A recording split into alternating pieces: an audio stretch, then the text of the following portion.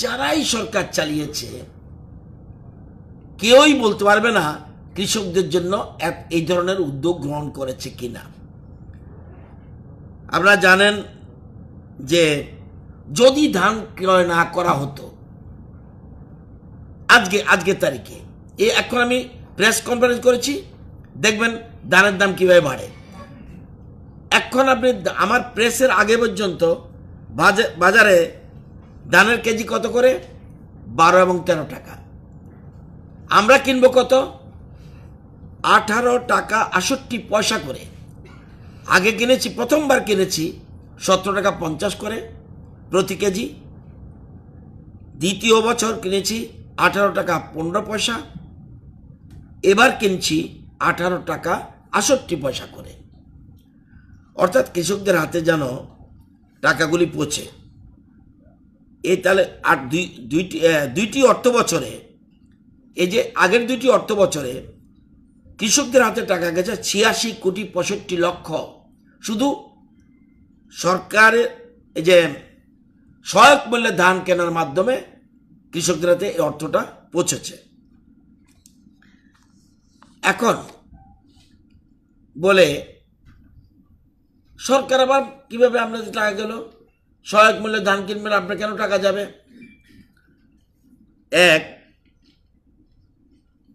এর আগে বলে রাখি, সারা রাজ্যে 32টা সেন্টার রয়েছে ধান কেনার। সবগুলো জেলাতে সেন্টার আছে, কোথাও কম কোথাও বেশি। এবং আজকে ক্যাবিনেটের সিদ্ধান্ত নেওয়ার পরে 11 জানুয়ারি থেকে ধান কেনা শুরু হয়ে যাবে কৃষকদের থেকে। 2, এই ধান কিনে কি করব আমরা? এটা কিনে আমরা মিলিং করব। ত্রিপুরাতে বড় ধরনের রাইস মিল আছে 3টি, একটা ভোজনগর, 2টা বাইপাসের এখানে। তাদেরকে আমরা টেন্ডার কল করি, আমাদের অন্য অপশন নেই। সেজন্য তারা যে মিলিং চার্জ, এটা অনেক হাই। এবং আতপের জন্য এই মিলিং চার্জের জন্য রাজ্য সরকার কত টাকা পায়? কেন্দ্র থেকে 10 টাকা কুইন্টাল। আতপ চালটা যখন আমরা বের করি, এজন্য আমরা 10 টাকা কুইন্টাল পিছু পাই, রাজ্য সরকার পায়। সিদ্ধ চাল আমরা পাই 20 রুপিস পার কুইন্টাল। এখন এই আতপ চালটা মিলিংয়ে 100 কেজিতে 67 কেজি পাওয়া যায়। 100 কেজি ধান দিলে আমাকে 67 কেজি চাল দেবে মিলিং তারা, আর সিদ্ধ চাল দেবে 68 কেজি। এই যে আমরা মিলিংয়ের জন্য কত টাকা পাই? 10 টাকা। যেহেতু আমাদের এখানে কোনো অপশান নেই, তারা টেন্ডারে চলে এসছে কত? পার কুইন্টাল রাইস আতপের জন্য 211 টাকা, আর সিদ্ধর জন্য 231 টাকা। আমি এটা বন্ধ করে দিতে পারি, তাহলে ধান কেনা বন্ধ হয়ে যাবে, কৃষকরা মুশকিলে পড়বে।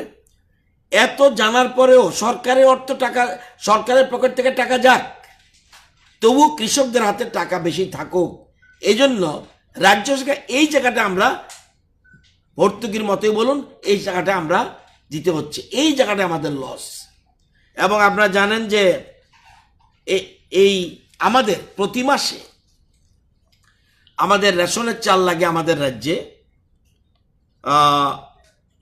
22,500 মেট্রিক টন প্রতি মাসে।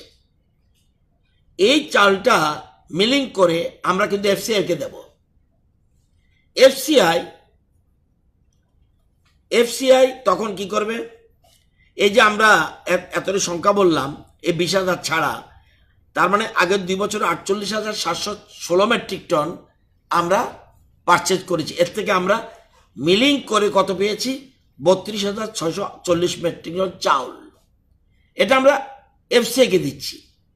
এফসিআই ওই আমাদের যে রেশনের চাল আসে এর থেকে আমাদের ডিডাক্ট করে দেয়।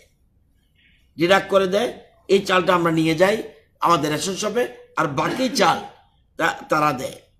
তো এই জন্য আমরা কৃষকদের হাত শক্তিশালী করার জন্য, গ্রামকে শক্তিশালী করার জন্য এবং কৃষকদের আয় দ্বিগুণ করার জন্য কেন্দ্র এবং রাজ্য মিলে আমরা তাদের হাতকে শক্তিশালী করছি। আমরা যদি কৃষকদের পাশে না দাঁড়াই তাহলে আমাদের প্রাইমারি সেক্টর যেটা, এটা আমাদের দুর্বল হবে। এই জন্য আমরা আজকে মন্ত্রিসভা এই অনুমোদন দিয়েছি এবং এটা সম্ভব হয়েছে মুখ্যমন্ত্রীর পজিটিভ দৃষ্টিভঙ্গি। অর্থাৎ উনি কৃষকদের যদি না দাঁড় করানো যায় তাহলে রাজ্যের এই যে সবকা সাথ সবকা বিকাশের স্লোগান তাহলে মার খেয়ে যাবে। এই জন্য আমরা কৃষকদের এই সিদ্ধান্ত আজকে মন্ত্রিসভা করেছে।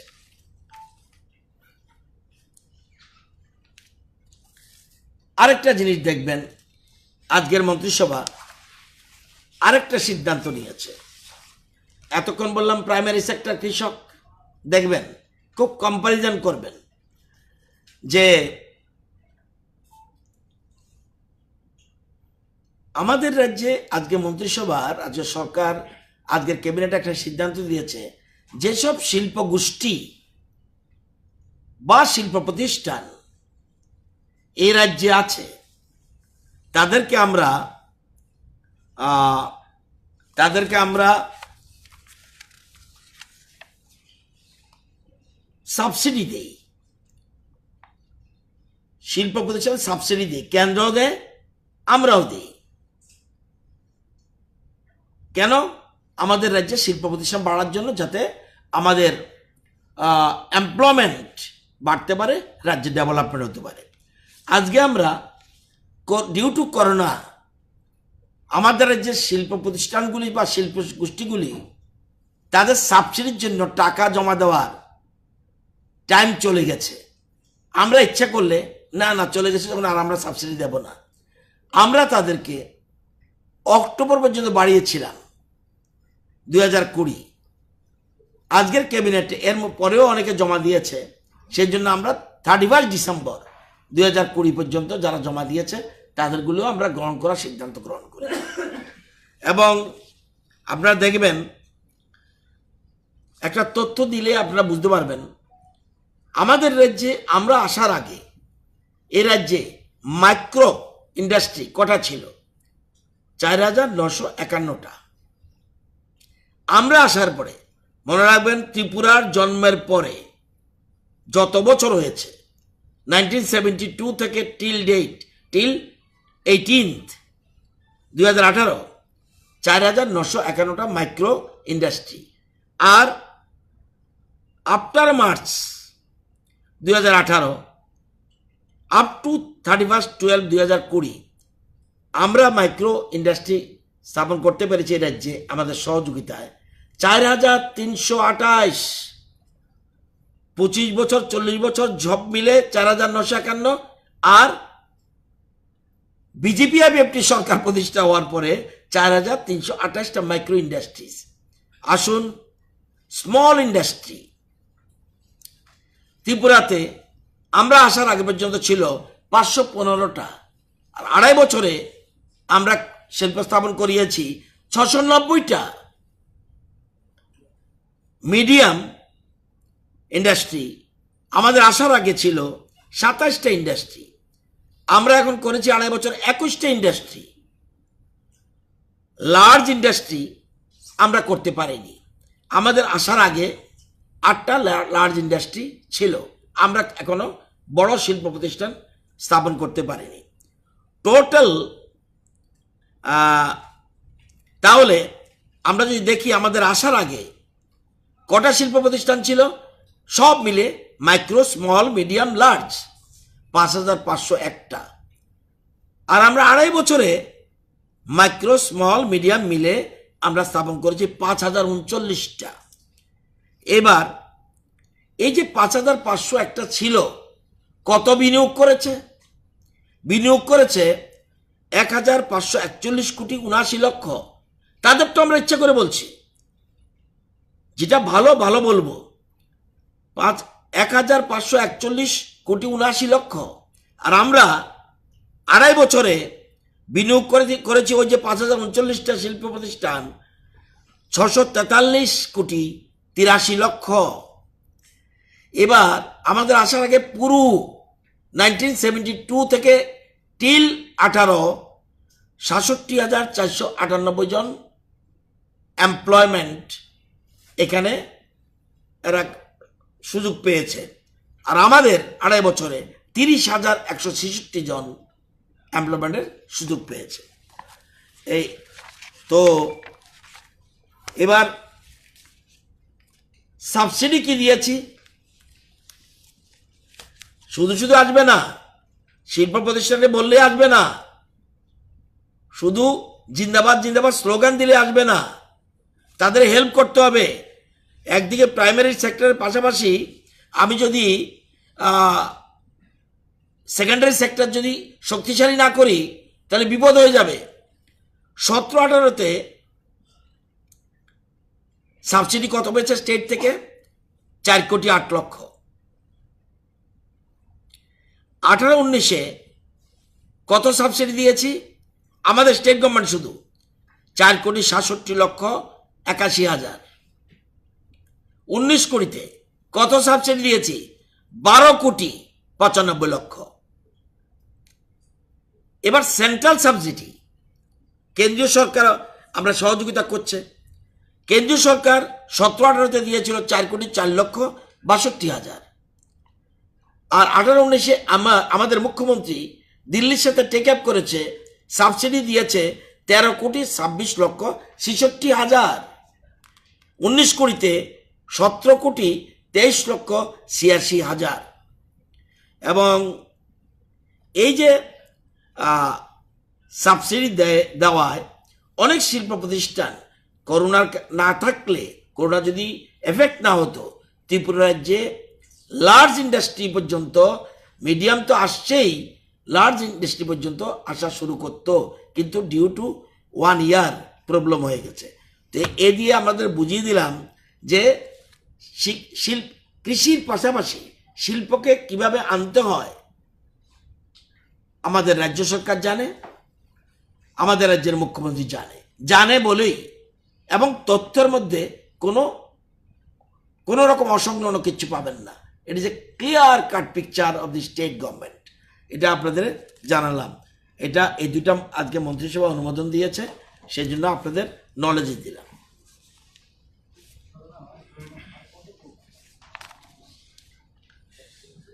যদিও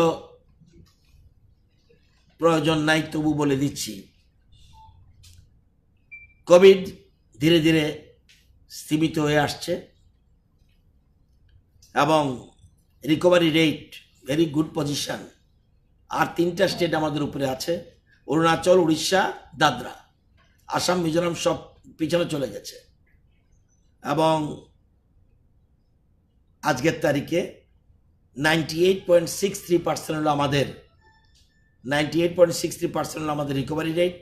আমাদের থেকে উপরে আছে 98.78, 98.79, 99.15। এই হলো পিকচার। তো এবং মর্টালিটি রেটও 1.15%। পজিটিভিটি রেট কিন্তু এটা না, এখন যেটা বলছি এটা হলো শুরু থেকে যেটা, এটাকে কিন্তু আমরা অনেক সময় ভুল করি। শুরু থেকে আজকের তারিখে, আজকের যদি বলেন যে কালকের কত মর্টালিটি রেট, 4 তারিখ 0.07%, 0.07%। 3 তারিখ কত ছিল? 0.12%। 2 তারিখ কত ছিল? 0.43%। 1 তারিখ কত ছিল? 0.62%। মানে ক্রমশ নিচের দিকে একদম কমে আসছে। এবং টেস্ট গতকাল কত হয়েছিল? 1362, 1362। এবং লাস্ট 7 days ডেথ ইজ নীল। গতকাল থেকে 7 দিন, অর্থাৎ 26/12 থেকে 4 তারিখ পর্যন্ত একটিও ডেথ নাই। এটা খুব ভালো দিক। আর আপনারা জানেন যে 3 তারিখ, গত 3 তারিখ আমরা ওয়েস্ট ত্রিপুরার 3টা জায়গায় IGM, Burakha and Gandhigram dry run আমরা করেছি টিকাকরণের জন্য, প্রস্তুতি দেখার জন্য, অর্থাৎ আসলে কিভাবে তৈরি আছে কিনা আমরা। এবং 8 তারিখ 10টা করে সেশন সাইট চিহ্নিত করা হয়েছে, মানে 80টা প্লেসে সেকেন্ড পেজের ড্রাই রান করা হচ্ছে 8 তারিখ, অর্থাৎ 80টা সেন্টারে ড্রাই রান করা হবে সব প্রিপারেশনের জন্য। আমরা আশা করছি ভ্যাকসিন, আশা করছি এ মাসেই ভ্যাকসিন চলে আসার কথা রয়েছে। এমনও হতে পারে ভ্যাকসিনটা দিল্লি অথবা কলকাতা থেকে এয়ারলিফট করা হতে পারে, এমন একটা। এবং কেন্দ্রীয় স্বাস্থ্যমন্ত্রী আগামী 7 জানুয়ারি রাজ্যের সকল স্বাস্থ্যমন্ত্রীদের সাথে ভিডিও কনফারেন্সের মাধ্যমে review the preparation of the state for Covid vaccine implementation, এটা নিয়ে আলোচনা করবে। আমরা যে নিউজ ট্রেনের একটা পুনেতে পাঠিয়েছিলাম, সেটার রিপোর্ট আসেনি। তারপরেও গভর্নমেন্ট কি করেছে, ডিসেম্বর 28 পর্যন্ত, সেপ্টেম্বর, অক্টোবর, নভেম্বর, ডিসেম্বর প্রত্যেক মাসের পজিটিভ যে কেসগুলি ছিল অতীতে, সেগুলি আমরা জানেন যে -80 সেন্টিগ্রেড জায়গা থাকে, এটাকে প্রিজার্ভ করে রাখা হয়, -80 সেন্টিগ্রেড এখানে রাখা হয়। ওখান থেকে পজিটিভ যেগুলি ছিল সেপ্টেম্বরের 20টা, অক্টোবরের 20টা, নভেম্বরের 20টা, ডিসেম্বরের 20টা স্যাম্পল পাঠানো হয়েছে।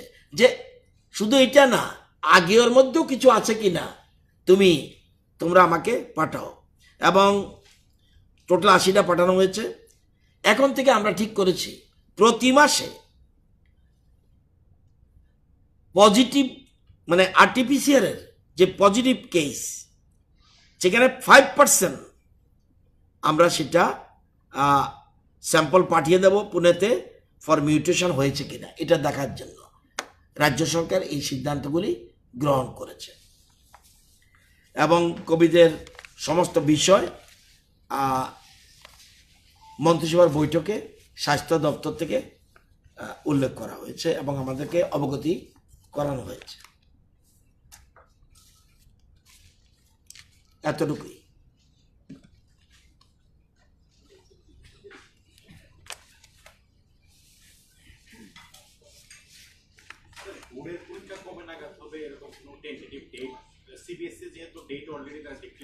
আমার ঠিক মনে নাই, বোধহয় আমরা 10 মে তো বোধহয় বলে ফেলেছে, বোধ হয় হঠাৎ করে রেডিমেড সব কথা তো মনে থাকে না।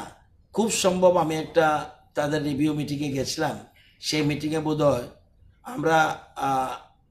আমরা ঠিক করে ফেলেছিলাম যদি সব কিছু ঠিকঠাক থাকে, এবং আমাদের ধারণা হয়েছিল মেয়ের আগে ওরা পরীক্ষা করতে পারবে না সিবিএসই, সেই জন্য আমরা 10 মে, যতটুকু আমার মনে পড়ে 10 মে বোধ হয় 10 মে আমরা ঠিক করেছি, 10th মে।